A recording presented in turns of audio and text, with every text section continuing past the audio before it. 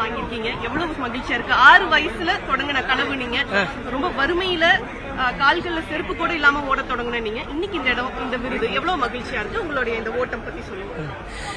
இந்த மகிழ்ச்சி நான் எப்படி பாக்குறேன்னா, ஒரு அண்ணனோட கனவு வெளியே வந்துருச்சு.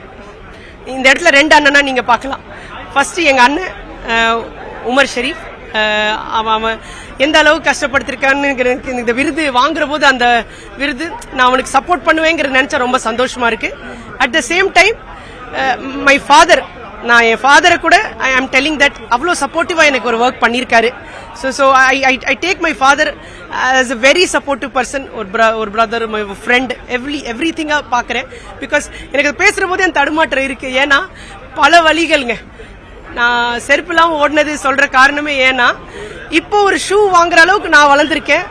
எனக்கு வேணுங்கிற அம்யூனிட்டிஸை நானே அரேஞ்ச் பண்ற அளவுக்கு வளர்ந்துருக்கேன். அந்த பாதை தான் முக்கியம். அந்த பாதையை தான், பல தோல்விகளோட பாதையை நான் சந்தோஷமா கருதுறேன் இப்போ. ஏன்னா பல வழிகள் தான் ஒரு மனுஷனை கிரியேட் பண்ண முடியும். ஸோ ட்ரெயில் ரன்னிங்கிற ஸ்போர்ட் ரொம்ப கம்மியான சதவீதம் தான் உலகத்திலேயே பண்றாங்க.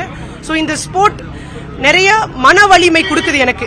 அதுதான் என்னோட நோஷன். ஸ்போர்ட் ஃபார் மைண்ட்னு சொல்லுவேன். மனதுக்காக ஒரு விளையாட்டு பண்ணுங்க. மனதுக்காக ஒரு விளையாட்டு பண்ணீங்கன்னா அதுல இமோஷனல் கனெக்ட் நிறைய இருக்கும். நீங்க உங்க பேஷனை கன்சிஸ்டன்டாவும் ஹார்ட் ஒர்க்கோடையும் முடிக்கலாம். ஆனா இமோஷனல் கனெக்ட் இல்லாம ஒரு மெட்டீரியலிஸ்டிக் அப்ரோச், எனக்கு கல்பனா சாவ்லா விருது கிடைக்கும்னு நான் ரொம்ப சின்ன வயசுல நினைச்சிருந்தேன்னா நடந்திருக்காது.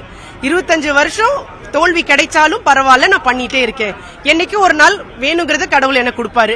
கவர்மெண்ட்டும் கொடுத்துட்டாரு, கடவுளும் கொடுத்துட்டாரு. நன்றி.